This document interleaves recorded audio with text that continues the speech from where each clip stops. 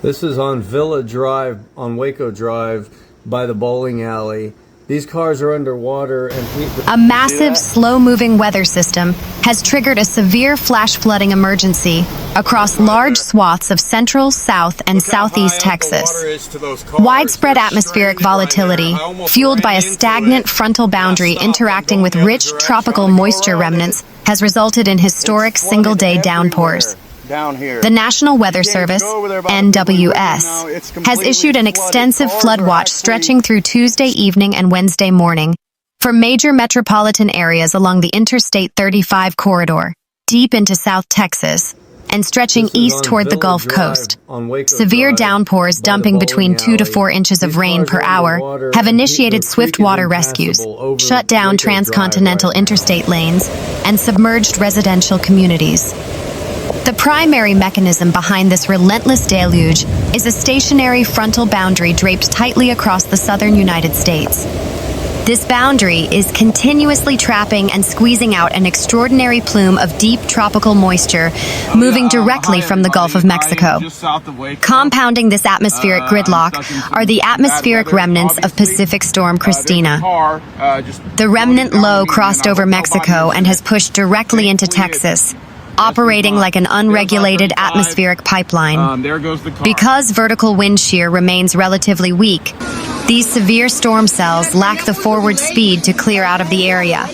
Instead, they are training, a dangerous phenomenon where multiple torrential thunderstorms repeatedly pass over the exact same localized geography like rail cars on a track. The regional soils already heavily saturated from persistent rainfall over late spring, the ground is completely incapable of absorbing the immense volume of water. The immediate result is an unprecedented volume of sudden surface runoff, causing dry creeks, urban drainage networks, and major river basins to swell far beyond their capacities within minutes. The most acute localized disaster struck overnight in the Waco and Hewitt municipal areas within McLennan County, where emergency sirens pierced the night sky.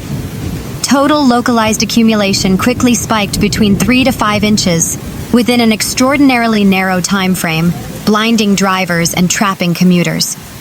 The primary logistical artery of Texas suffered a major failure. The southbound lanes of Interstate 35 between mile markers 330 and 327, directly between Waco and Hewitt, became entirely impassable. A line of vehicles was rapidly swamped by rising waters, stalling out engines and trapping passengers in pitch-black conditions. The Texas Department of Public Safety, DPS, rushed swift water rescue teams to the scene, extracting terrified drivers directly from vehicle roofs. Northbound lanes were temporarily closed before being reopened late at night, and DPS officials were forced to clear an emergency access route to safely bypass stranded vehicles. In adjacent Hewitt, massive volumes of water rapidly overflowed concrete culverts, turning Hewitt Drive into an active river. Storm waters breached local business parking lots and flooded vehicle frames. The Hewitt Police Department took to social media to broadcast an emergency advisory, stating, "Due to ongoing heavy rainfall and rapidly deteriorating road conditions, the Hewitt Police Department is urging residents to stay home and avoid travel. Turn around, don't drown." The city of Waco released a comprehensive catalog of critical intersections that have completely failed due to deep floodwaters. Local law enforcement continues to guard barriers at major trouble zones, including Imperial Drive and Winchell Drive, Chapel Road and Old Lorena Road, Sanger Avenue and Bagby Avenue, Lake Air Drive and Valley Mills Drive, Wooded Acres Drive, North 19th Street, and Bosque Boulevard.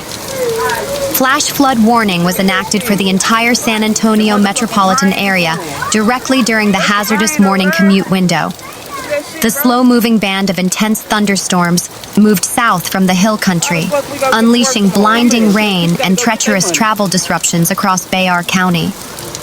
The National Weather Service designated the storm cells passing over San Antonio as highly dangerous due to their potential to drop widespread totals of 1 to 3 inches of rain, with localized bullseyes exceeding 6 inches where the heaviest storm cores stalled.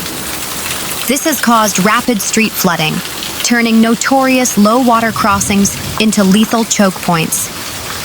The San Antonio Express News reported that local law enforcement closed key thoroughfares. Regional emergency management officials strongly advised that travel is highly discouraged. If travel is completely unavoidable, motorists are warned to move at fractionally reduced speeds and never approach water-covered asphalt. Meteorologists warn that the worst may yet be to come for San Antonio. While a brief midday lull dropped storm coverage, a massive redevelopment of storms is forecasted to emerge directly along and south of the Interstate 10 corridor. Another heavy round of training thunderstorms is expected to hit San Antonio during the early morning hours, promising a highly precarious situation for consecutive morning commutes. The rugged topography of the Texas Hill Country, infamous for its steep limestone terrain and high susceptibility to immediate flash flooding, remains on a knife's edge. Multiple flash flood warnings have cycled across western Williamson County, particularly affecting communities like Leander and Georgetown.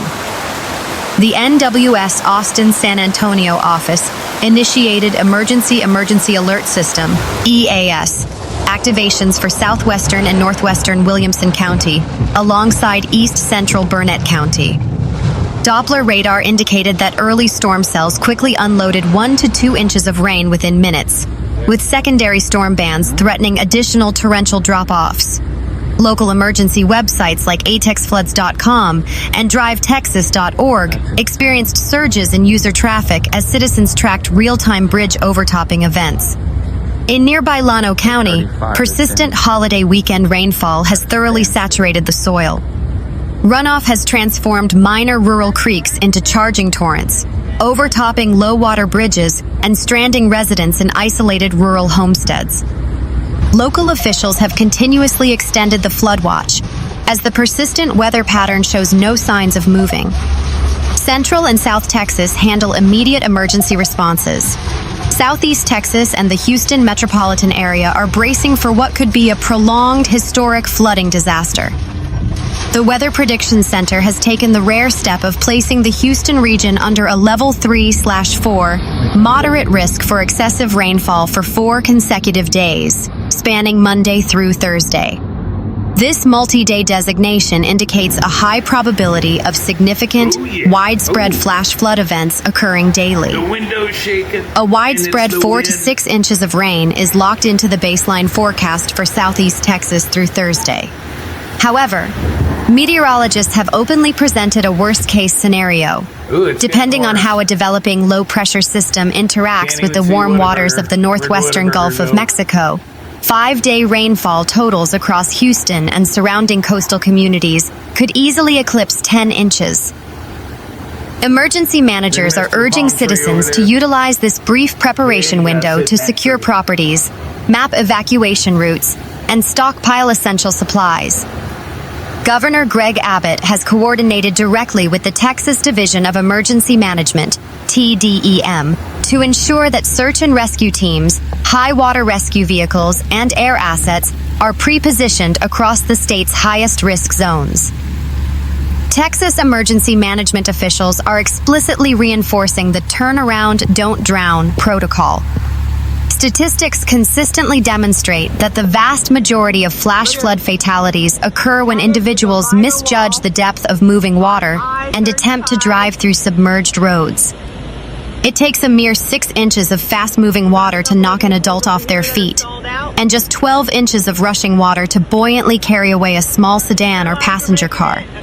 Moving water strips cars of their traction, making control impossible, while hidden erosion beneath the floodwaters may have already washed away the actual roadbed entirely. Citizens across all impacted counties are strongly instructed to monitor NOAA weather radio, maintain multiple avenues for receiving localized emergency alerts, and avoid any non-essential travel while the core of this slow-moving system transitions through the state. Flash flooding on I-35 in Waco led to water rescues and stranded vehicles. The Texas game wardens said on social media that their rescue teams and local partners were responding to numerous calls involving people trapped by floodwater. Videos from the area show the flooding as well as first responders helping some of those who were stranded. I am sincerely lucky to be alive. When I got there, there were no first responders. Rick Smith, who filmed a video showing people wading through waist-high water, wrote on social media, "I am so thankful that retaining wall held up, otherwise this situation could have been a horrible tragedy. There were many of us literally trapped on I-35. Look how high up the water is to A stationary frontal boundary is draped across the south, bringing daily flash flood risks to the region through the week ahead. The city of Athens has announced that several roads around the city have been closed by flooding as heavy storms move across East Texas. The flooding comes as the National Weather Service has extended a flash flood warning across much of western Henderson County until 10 p.m. The warning includes all of Athens, Log Cabin, Malakoff, Crossroads, and Cayuga. Please stay off the roads unless travel is necessary. Never drive around barricades or attempt to cross a flooded roadway. Water may be deeper or moving faster than it appears," the city of Athens said. "Turn around, don't drown. Please slow down, use caution, and give emergency crews room to work."